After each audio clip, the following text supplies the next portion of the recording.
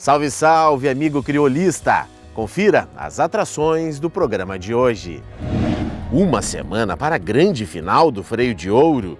Veja quais foram os animais que fizeram as melhores notas de cabresto de percurso no ciclo 2019.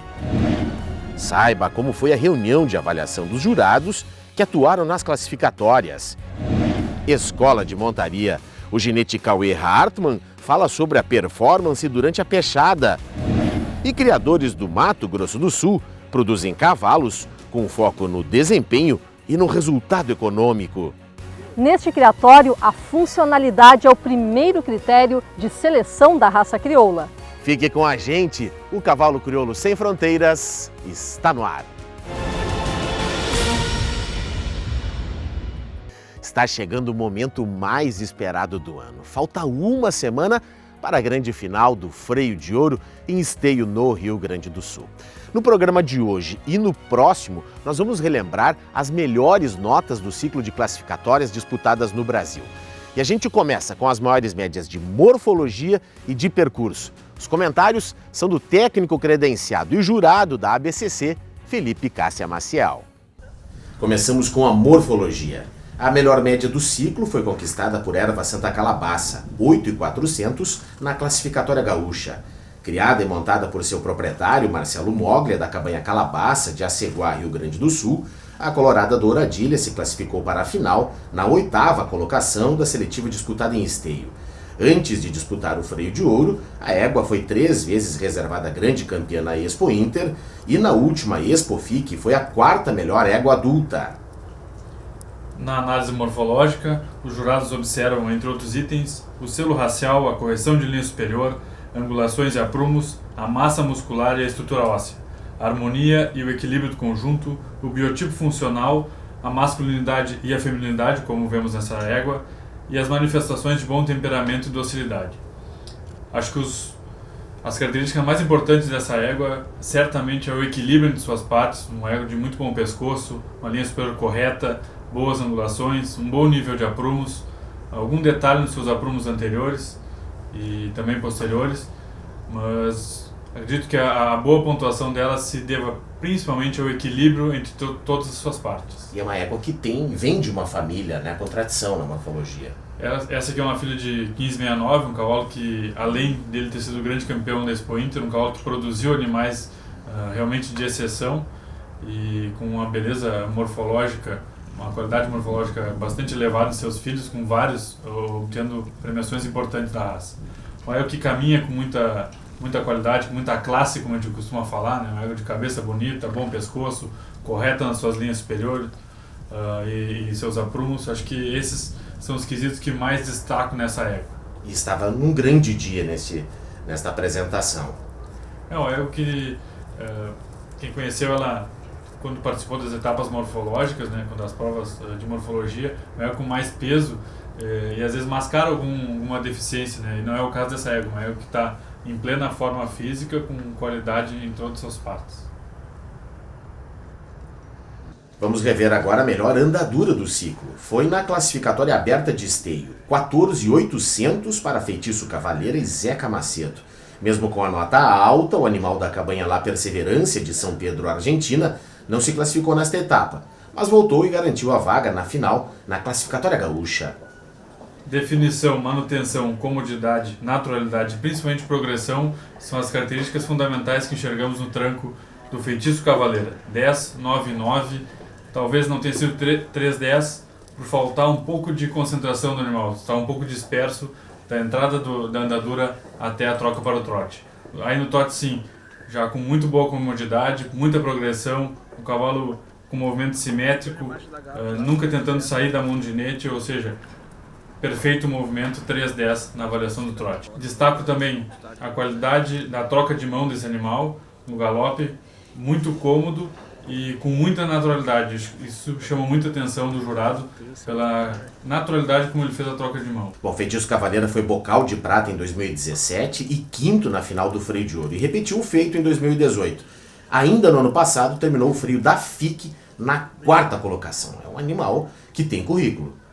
Um animal que impressiona já nas suas andaduras, um cavalo que tem uma nota bastante elevada nessa etapa, e começar uma final de freio de ouro com uma andadura dessas realmente é importante. Lembrando que a prova de andadura ela só termina após o desmontar e montar do ginete, que pode ser descontado alguma nota referente a alguma reação do animal ou até indocilidade ao montar. Ainda no percurso, hora de relembrarmos a melhor figura das classificatórias. Os 14.125 pontos conquistados por Abraço do Cambuim e Guto Freire ajudaram o conjunto a conquistar o Bocal de Ouro. O cavalo pertence à Estância Santo Amaro de Bagé, Rio Grande do Sul, e ao Aras Anchieta de Brasília. A explosão e os momentos laterais desse cavalo chamam muita atenção na figura, lembrando que nesse percurso é avaliada a correção dos movimentos, o posicionamento de cabeça e pescoço, a colocação de mãos e patas, a correta embocadura e sujeição às rédeas, e a força e explosão empregada nos comandos do ginete e o equilíbrio e potência naturalmente manifestados pelo animal. Uma prova realmente de muita velocidade, ou seja, quanto mais velocidade, mais dificuldade para realizar todo o percurso. E um cavalo que, pela sujeição que tem os comandos do ginete, realiza uma prova excelente. A gente vê que tivemos chuva nesses dias aí, a pista ainda estava secando nesse dia, né? Esse piso ainda valoriza ainda mais a prova, né? Uma pista pesada, acaba que dificulta para os animais, e esse cavalo realmente, com muita explosão, conseguiu realizar a melhor figura do ciclo nas classificatórias.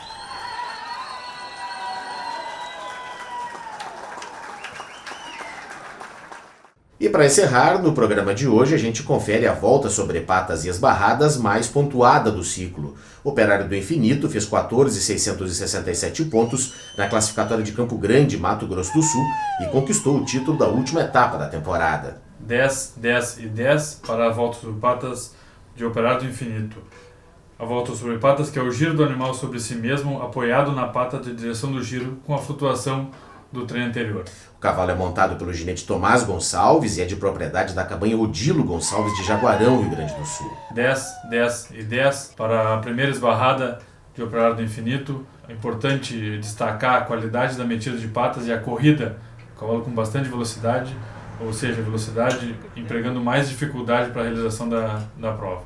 A esbarrada é a rápida sujeição do animal que vem em carreira, com apoio nos posteriores e deslizamento das patas. Lembrando que a prova só termina após o recuo frente aos jurados, que também pode ser descontado da sua nota. Bom, estamos vendo aí este animal, né, que venceu a classificatória sul-mato-grossense, que lá no início da carreira funcional disputou 2 temporadas do Rédeas de Ouro, que tem muito a ver, né, com esta prova funcional. Vamos rever os giros aí. Muito bom giro, apoiado no trem posterior como manda, como rege o nosso regulamento, e flutuando o trem anterior. Tá aí, portanto, Operário do Infinito, 14.667 pontos na melhor volta sobre patas e esbarradas do ciclo 2019. Importante salientar essa metida de patas, e numa pista que estava um pouco pesada, uma pista nova lá em Campo Grande, cavalo que teve muito bom aproveitamento. A prova de rédeas tem colocado muita técnica nos nossos cavalos, principalmente nessas etapas de volta sobre patas e esbarradas. Aí no segundo esbarro, no meu ponto de vista como jurado, não tem a mesma qualidade na corrida, o cavalo sai um pouco reagindo no início da carreira, e também faltou um detalhezinho ali de correção, de posição de cabeça e pescoço no final da esbarrada, mas pela qualidade da corrida e pela metida de patas tem que ser muito bem valorizado pelos jurados. No próximo programa, nós vamos relembrar as melhores atuações na Mangueira, Baiar Sarmento e na prova de campo. E depois do intervalo, nós vamos mostrar para você como foi a reunião de avaliação dos jurados que atuaram no ciclo de classificatórias 2019. Orgulho de ser criolista? O crioulo é minha vida. Estamos de volta com o segundo bloco do programa Cavalo Crioulo Sem Fronteiras de hoje. E após o ciclo de classificatórias do Freio de Ouro 2019, os jurados se reuniram para aprimorar a uniformização dos critérios de julgamento. O encontro aconteceu em Pelotas, Rio Grande do Sul.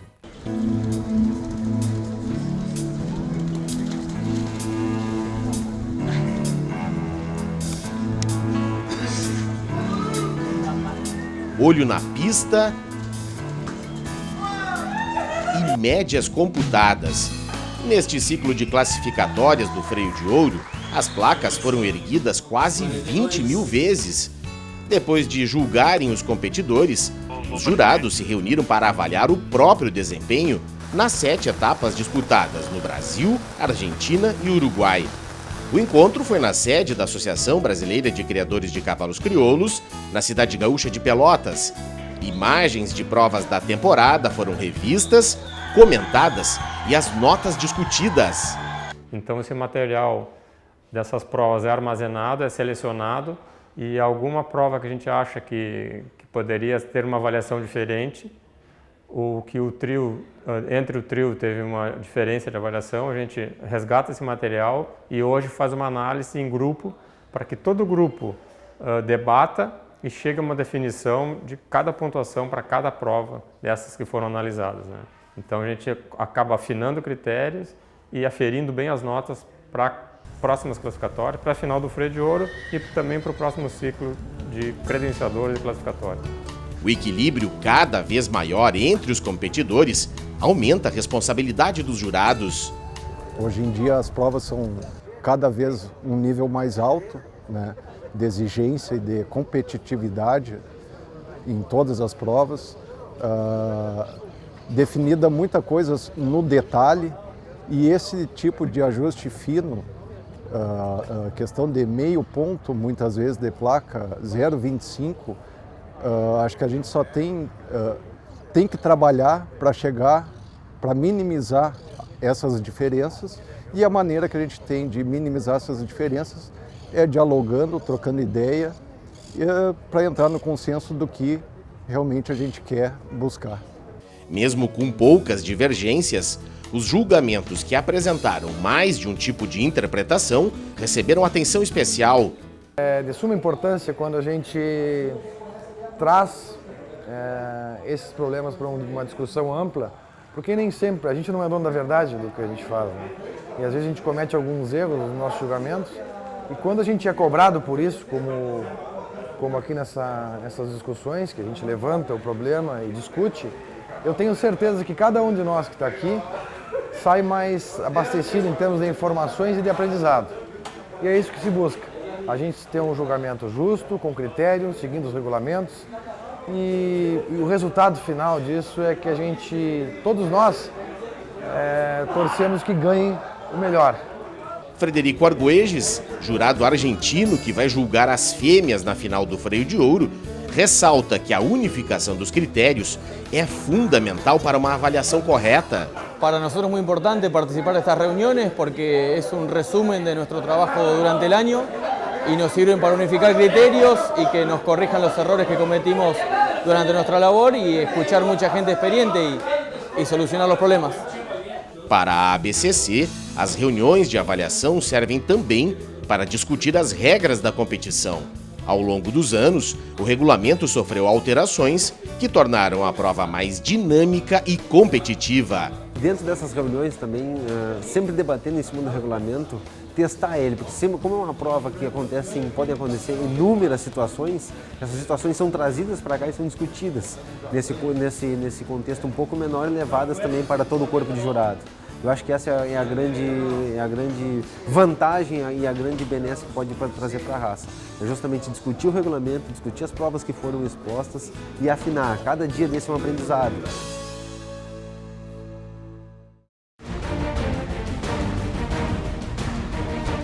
Estão definidos os jurados que terão a responsabilidade de avaliar os concorrentes da grande final do Freio de Ouro 2019, que ocorre de 22 a 25 de agosto em Esteio. Na categoria fêmeas, a atribuição das notas ficará a cargo de André Luiz Narciso Rosa, Frederico Argüelles, que será o primeiro argentino a julgar uma final do freio, e Rodrigo Albuquerque Pi. Na categoria machos, o trio responsável por erguer as placas será composto por Eduardo Moglia Sunier, Luiz Rodolfo da Costa Machado e Luciano Correia Passos. Como jurado reserva para ambas as categorias, caso seja necessária alguma substituição, foi escolhido o nome de Felipe Cássia Maciel. E hoje tem o quadro Escola de Montaria. Acompanhe as dicas do ginete Cauê Hartmann sobre a pechada da prova de Mangueira.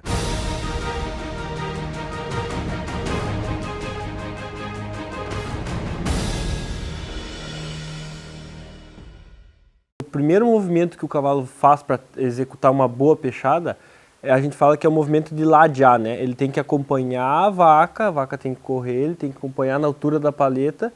E quando tu solta ele, quando tu pede para ele tem que bater na paleta e vencer o novilho pela frente.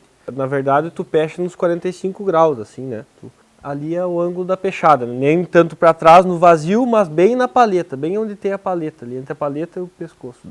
Como a pechada exige tempo, então se tu não conseguiu dar aquela pechada e no momento ele venceu para trás, tu vai até tu conseguir vencer, né? Até meia mangueira ou mais um pouco para vencer, para tu ganhar uma nota. 30 segundos para um lado e 30 segundos para o outro.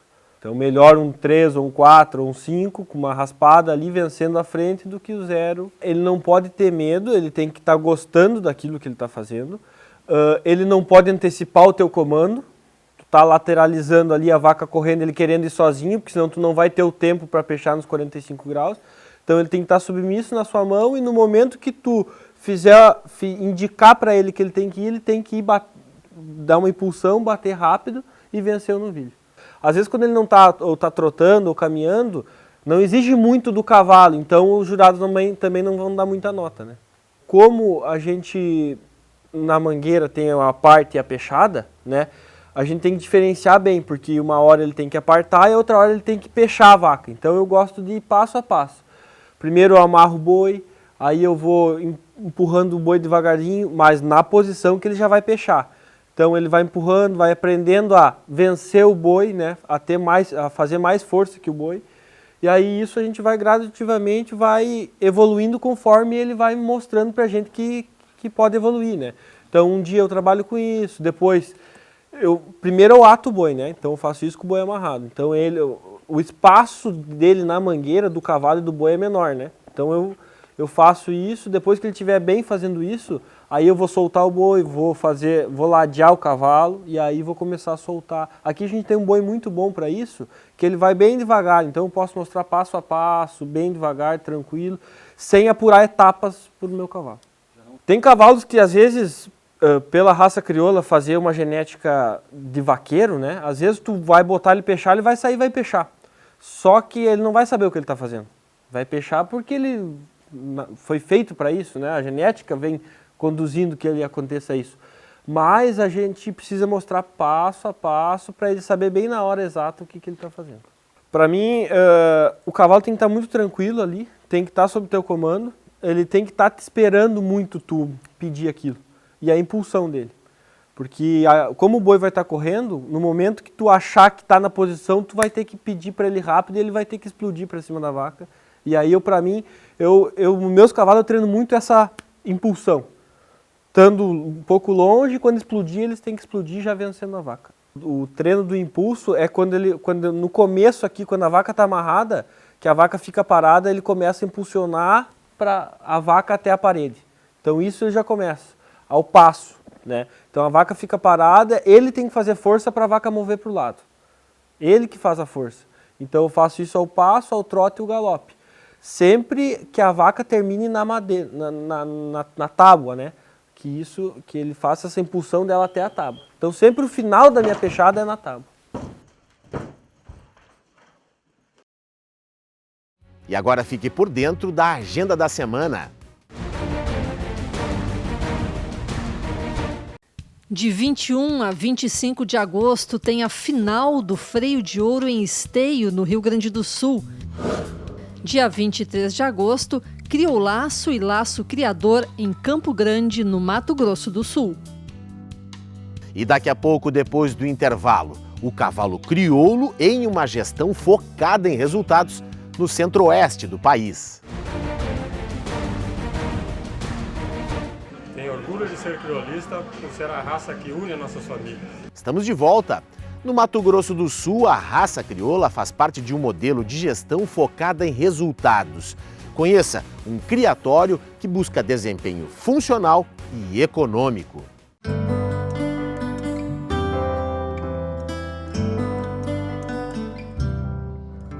Mato Grosso do Sul. Campo, pecuária, cavalo e cavaleiro. Estamos na entrada do Pantanal Sul-Mato-Grossense. Aqui, cavalo tem que ser resistente e bom de serviço.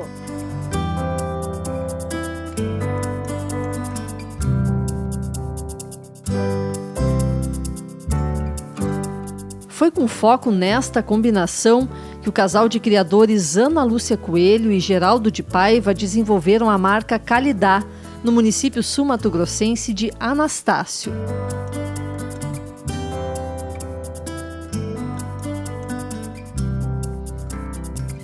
O apreço pela raça crioula foi uma herança deixada pelo pai de Ana Lúcia, o pecuarista Hélio Coelho, renomado criador da raça Nelore. Ele comprou um cavalo crioulo chamado Hermano, que era irmão do Orneiro, e esse cavalo produzia muito bem. Então, iam muitos clientes lá para a fazenda ver os touros, que lá era o confinamento. E aí eles viam a produção do Hermano e sempre se interessaram em querer as crias dele. O interesse dos clientes de gado pelo cavalo crioulo era grande. Geraldo, que era gestor da empresa do sogro, conta que certa vez teve que se desfazer de um potro da esposa para não perder uma venda de gado. Minha esposa havia comprado do Rio Grande do Sul, da Cabanha da Gruta, uma égua. E ela veio prenha. Essa égua, como aqui nas nossas instalações em Anastácio a gente não tinha como receber, ela ficou na fazenda do meu sogro em Rio Brilhante. Essa égua pariu um belo potro, baio, muito bonito. E nós estávamos com o potro praticamente com 1 ano e eu havia comercializado do meu sogro um caminhão de novilhas. E o cliente foi lá, escolheu as novilhas, foi acompanhar o carregamento na fazenda das novilhas e eu estava lá. Na hora que ele estava saindo, já estava o caminhão carregado, ele olhou o potro e falou: você não vende aquele potro? Eu falei: não, esse potro inclusive não é do meu sogro, papapá. Mas o que é da sua mulher? Falou: então, se você não me vender o potro, pode mandar descarregar o caminhão de novilhas. Hoje o casal se diverte lembrando da história. À época, a insistência do comprador representou a descoberta de uma oportunidade. Que esse potro, na época, até para não vender, eu pus um preço bastante interessante. E o cara nem pediu desconto. Mandou botar, arrumar um lugar, foi o caminhão embora, depois mandou vir buscar o potro, porque o caminhão estava cheio de novilha.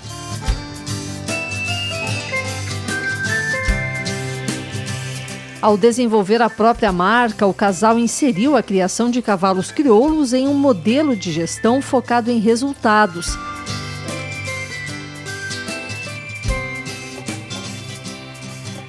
A propriedade também se dedica à produção de gado montana, uma raça composta que busca a performance de cada animal que está no pasto. Essa fazenda ela é voltada para a rentabilidade. A sua rentabilidade, independente se vai vender genética ou não. Esses animais, a nível de crias, têm que ser rentáveis para o proprietário a nível de abate. A mesma coisa o cavalo. O que nós buscamos? O que o cavalo crioulo deu certo para a gente? Porque ele é um animal funcional. Ele pode servir para mim para o trabalho, ele pode servir para mim para o lazer, de andar com a minha esposa no campo, ou ele pode servir para o esporte. Ele é multifunção. Quando nós inserimos o cavalo crioulo nas nossas atividades, nós conseguimos reduzir, inclusive, o número de montarias por peão. Nós tínhamos um número maior e hoje a gente consegue operar em um volume menor de cavalos por peão. A seleção começa pelo desempenho e temperamento no serviço a campo. Por isso, todos os animais que nascem aqui são domados e testados junto ao gado.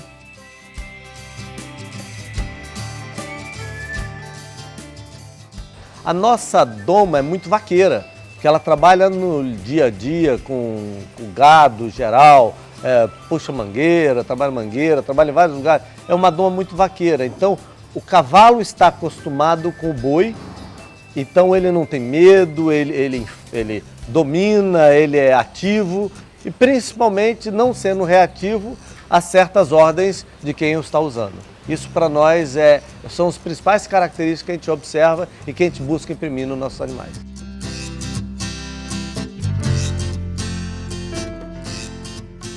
A doma inicia aos 2 anos de idade.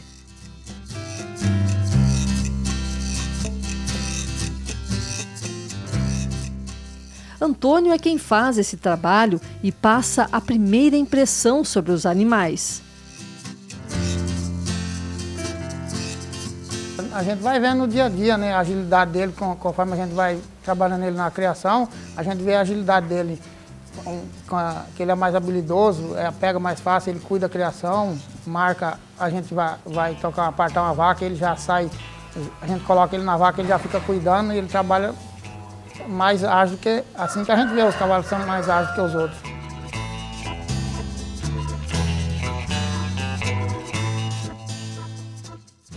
Este criatório foi o primeiro do Mato Grosso do Sul a realizar transferência de embriões em cavalos crioulos. Com esta tecnologia, os criadores conseguem avaliar a produção das éguas enquanto elas ainda estão sendo domadas.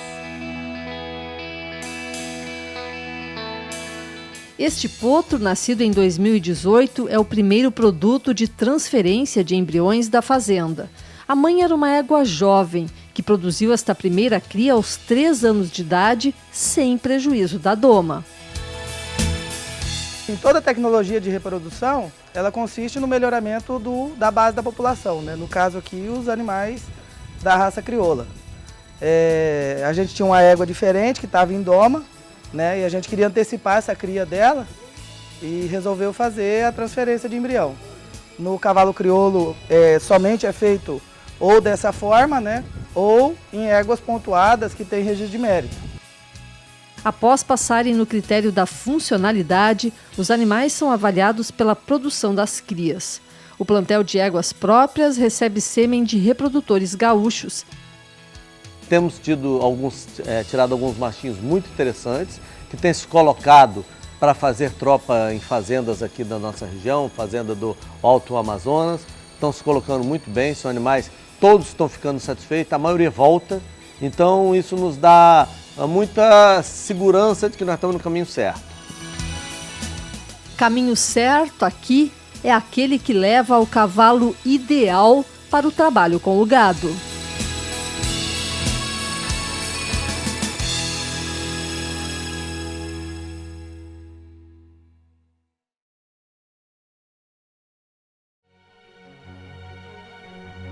E o programa Cavalo Crioulo Sem Fronteiras de hoje fica por aqui. Durante a semana, nos acompanhe em nossas redes sociais e também no site do Freio de Ouro. A partir de quinta-feira, o site Lance Rural começa a transmissão da grande final do Freio de Ouro 2019. Não esqueça, domingo a partir do meio-dia, a transmissão aqui pelo Canal Rural da grande decisão. Então, até lá, grande abraço!